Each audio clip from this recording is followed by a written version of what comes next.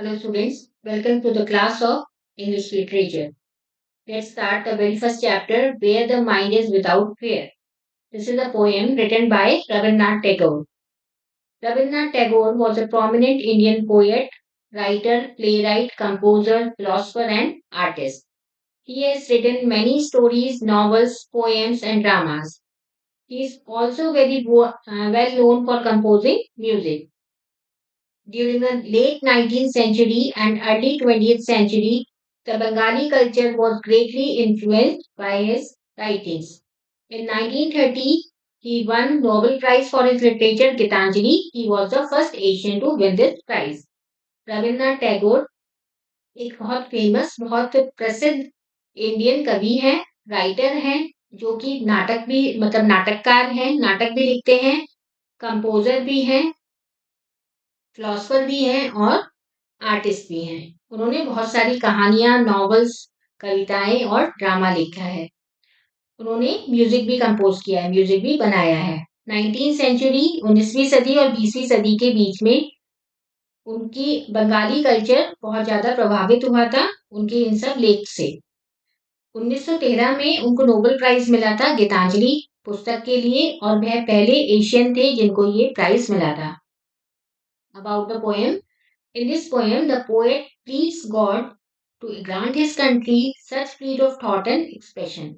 इस कविता में रविन्द्रनाथ टैगोर जी भगवान से प्रार्थना कर रहे हैं कि हमें सोचने समझने की फ्रीडम दे और अपने सोचने की, अपने भावों को एक्सप्रेस करने की freedom they. He begs God to save his country from wickedness.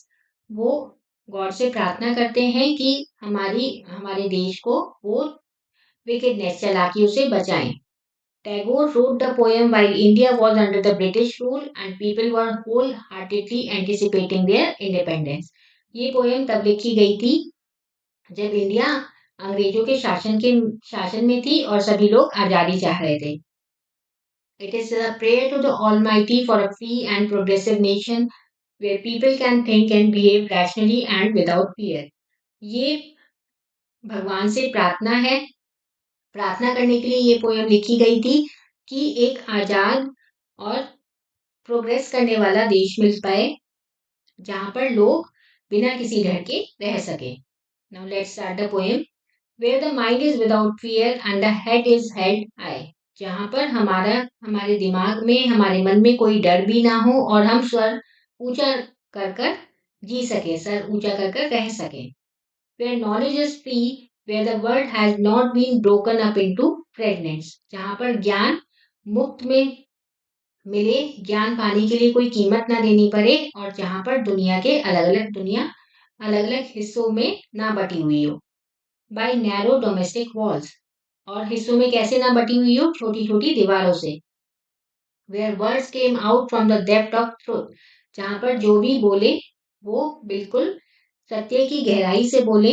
Where tireless striving stretches its arms towards perfection, जहां पर हर कोई नाकाम कोशिश करते रहे अपने आप को परफेक्ट बनाने के लिए। मतलब जब तक वो किसी चीज में सफल नहीं हो जाता तब तक वो कोशिश करता रहे। Where the clear stream of reason has not lost its way, जहां पर हम कोई भी कार्य, जब कोई भी काम कर रहे हैं उसका हमारे पास एक कारण हो और हम बिना किसी कारण के अपने अपने पथ से ना हटे।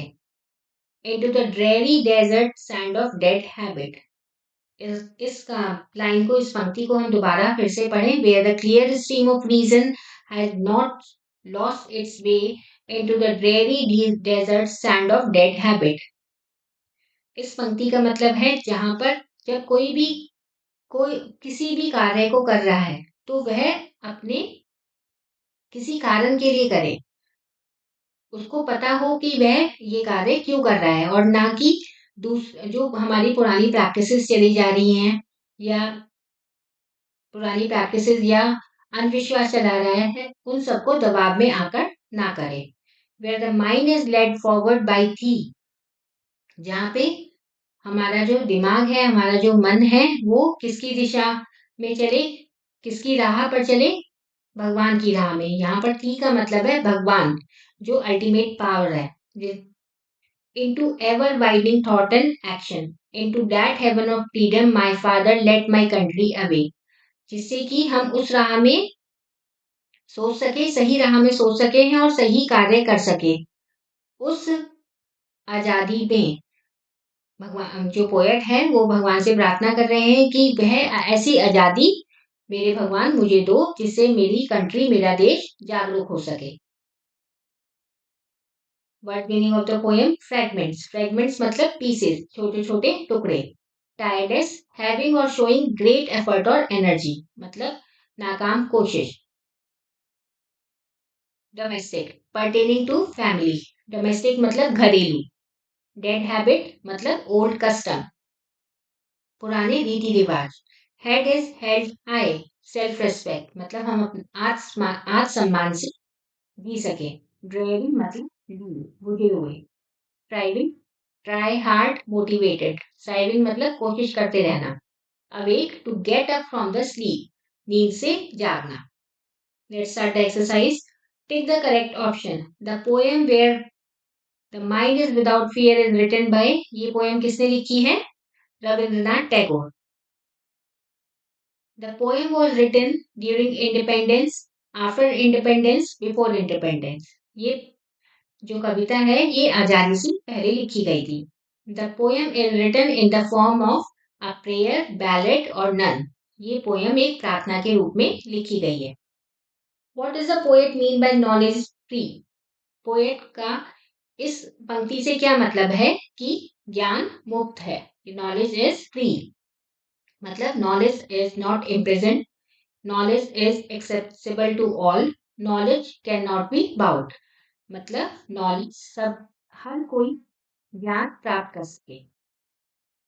पोएट इस पंक्ति के द्वारा ये कहना चाहता है। What does head is high, head high mean? सर ऊंचा करके रह सके का मतलब self interest, self self respect. Right true और false against the following sequence. The poet wants his countrymen to be fearless. Poet चाहता है कि जो उसके देशवासी हैं वो बिना डरे रहें, बिना किसी भय के रह सके। This true. Poet wishes for a nation where people are truthful. Poet चाहता है कि जहां पर लोग सत्य बोलते हों वहां वह ऐसे देश में रहे। प्रीजुडिसेस एंड डिस्क्रिमिनेशन डिवाइड पीपल। जब हम भेदभाव करते हैं या पहले से ही किसी चीज के बारे में सोच लेते हैं, किसी व्यक्ति के बारे में धारणा बना लेते हैं तो उससे लोगों के भेदभाव नहीं मिलते और लोग बच जाते हैं। तो this is true. The poet never wants a nation where knowledge is free, ये फॉल्स है। पोएट हमेशा एक ऐसा नेशन चाहता था, ऐसा देश चाहता था जहां पर नॉलेज हर कोई प्राप्त कर सके। The poet write this poem to encourage the countryman, this is also true. देशवासियों को जागरूक करने के लिए कवि ने ये कविता लिखी थी। Explain the following lines of the poem. Where the mind is without fear and the head is held high, where knowledge is free, where the world has not been broken up into fragments by narrow domestic walls. इस पंक्तियों से हमें कवि ये कहना चाहते हैं कि वह उस देश की कामना करता है जहां पे लोगों के मन में कोई भय ना हो और वह आत्मसम्मान से रह सके, जहां पर किसी को भी कैसा भी ज्ञान ज्ञान प्राप्त करने के लिए बंदिश ना हो, हर कोई फ्री हो ज्ञान प्राप्त करने के लिए, जहां पर घरेलू दीवारों की वजह से जो दुनिया है वो छोटे छोटे हिस्सों में ना बट जाए। कवि ऐसे देश की कामना करता है। Now moving on to question and answers. What does the poet want our mind and head to be? Poet क्या चाहता है हमारा माइंड और हेड कैसा रहे? माइंड हमारा फियरलेस रहे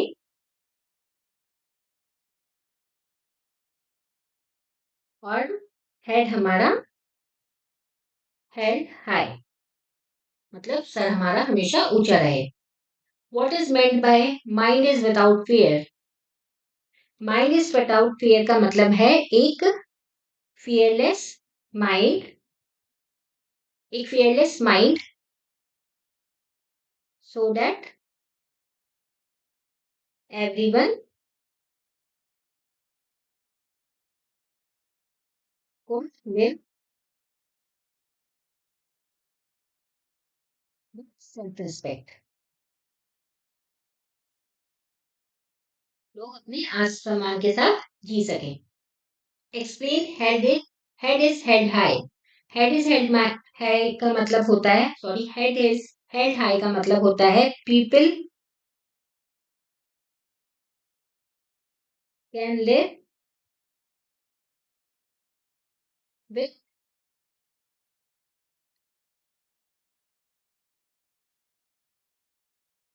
full freedom and self respect. इसमें आप मेंशन कर सकते हैं freedom of knowledge. Why does the poet want the words to come out from the depth of the truth? Poet ये क्यों चाहता है कि हमेशा लोग सच बोले? पोएट ये इसलिए चाहता है कि जो वर्ड्स हैं वो हमेशा सच्चाई की गहराई से आए, क्योंकि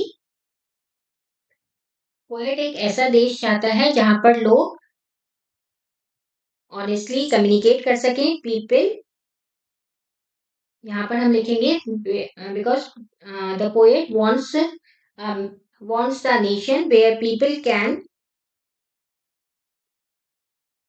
communicate honestly and can express their true thoughts and feelings.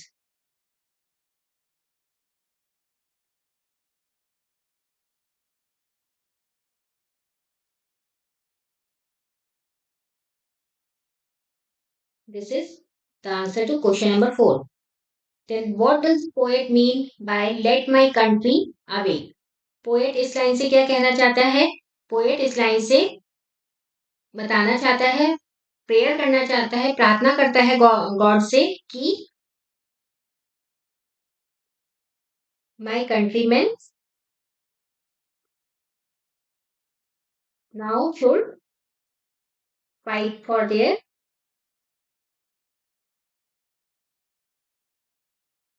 Freedom